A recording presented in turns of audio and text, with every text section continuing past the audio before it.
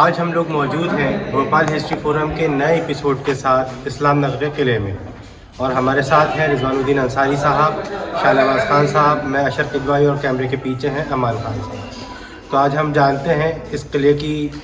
Historical value کیا ہے اور یہاں کے کون سے میجر ایونٹس ہوئے ہیں رضوان الدین انصاری صاحب سے۔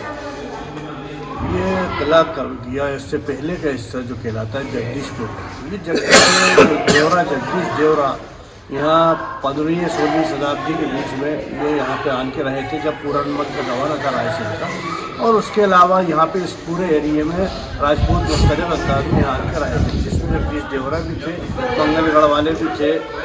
سولنکی راجپوت تھے، اور اس کے علاوہ امت واڑہ کے راجپوت، جیسے بھوجا پورہ کے راجپوت،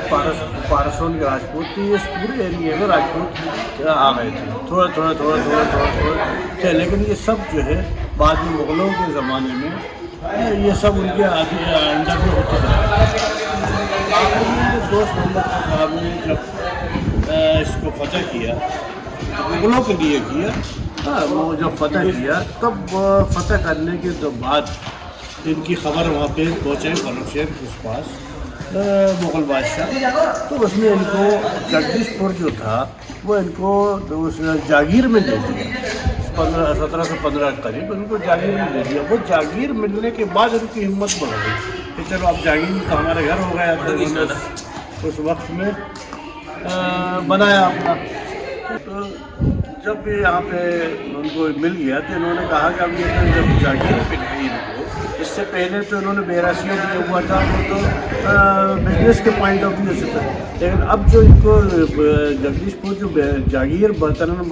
یعنی فیملی ڈسینڈنٹ ٹو ڈسینڈنٹ ان کو مل گئی، تب انہوں نے اپنی یہاں پہ بسانے کی کوشش کی اور اپنے خاندان کے دوسرے افراد کو افغانستان سے یہاں بلایا، اور اسی وقت میں اس قلعے کے 2 حصے ہیں۔ ایک قلعہ جو ابھی بھی بند ہے فی الحال، اس میں بھی کافی کام ہو چکا ہے، وہ قلعہ جو تھا جگدیش پور کے جو دیورا راجپوت تھے ان کے حساب میں تھا، ان کے پاس تھا، اور یہ دوسرا جو حصہ ہے یہ اسلام نگر جو کہلاتا تھا، اس کو بھی انہوں نے تعمیر کیا، اور اس کے آنے کے بعد یعنی کہ 1717 کے قریب سے جب یہ بننا شروع ہو گیا تھا، اور یہاں پہ انہوں نے رہنے کا قیام اپنا رکھا، کیونکہ یہ دوست محمد خان صاحب نے یہاں پہ بنایا تھا اپنا قلعہ، اور اس کے بعد یہاں پہ مستقل نوابان یہاں پہ کسی نہ کسی شکل میں رہے، اس کی اہمیت رہی، کبھی قلعہ کسی کے پاس گیا یا آیا تب بھی اس کی اہمیت رہی، یہاں تک کہ قدسیہ بیگم کے زمانے میں یعنی 1818 کے آتے تک جب سے جو ہے ان کی ٹریٹی ہوئی 1818 کی ٹریٹی حاصل تھی، اس وقت بھی یہ قدسیہ بیگم کے انڈر میں تھا، اور اس کے بعد قدسیہ بیگم یہاں سے شفٹ ہونا شروع ہوئی، لیکن اس جگہ کی اہمیت کبھی کم نہیں ہو پائی، اور جو ہم دیکھ سکتے ہیں اس میں پورا مغل اور آرکیٹیکچر اور مغل اورینٹل پورا چیزیں دیکھ سکتے ہیں یہاں پہ۔ یہ ہمرانی محل اور چمن محل جو ہے ادھر کا وہ 4 باغ کی طرح بنا ہوا ہے،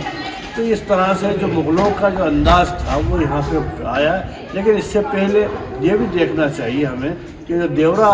ہمارا جو محل ہے اس کے اندر بھی یہی حالات ہیں، اس میں بھی 4 باغ جیسا حالات ہیں، یعنی کہ مغلوں کا اثر وہاں پہ بھی رہا ہے۔ یہ تھے رضوان الدین انصاری صاحب، جنہوں نے ہمیں یہاں کی خاص طور سے اسلام نگر کی اور جگدیش پور کی اہمیت کے بارے میں بتایا، اور وہ 2 قلعے یہاں پہ الگ الگ ٹائم پیریڈ پہ ڈیولپ ہوئے ان کے بارے میں بتایا۔ تو بالکل جیسے انہوں نے بتایا کہ یہ انڈو اسلامک آرکیٹیکچر بیسڈ ہے، اور 4 باغ کانسیپٹ جو ہے آرکیٹیکچر میں جو آپ کے گارڈنز ڈیولپ ہوتے تھے مغل پیریڈ کے، وہ آپ کو ادھر دیکھنے کو ملیں گے۔ تو یہ تھی ہسٹری اسلام نگر کی۔ شکریہ۔